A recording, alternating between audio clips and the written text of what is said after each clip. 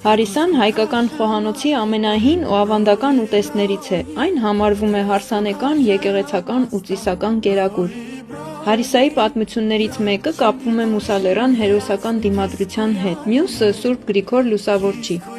Ըստ այս ավանդության, երբ Սուրբ Գրիգոր Լուսավորիչը քրիստոնեություն էր տարածում Հայաստանում, նա քարոզում էր նաև կարեկցանքի ու միասնականության մասին։ Մի անգամ նա հավաքեց աղքատներին ու նրանց հետ կիսեց ունեցած սննդով, ձավարով, յուղով և ոչխարով, եփելով հարիսա։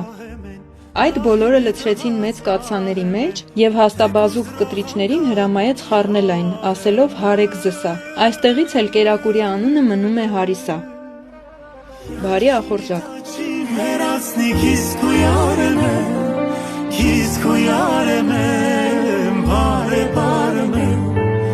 Yarışımı taşım her atsni kis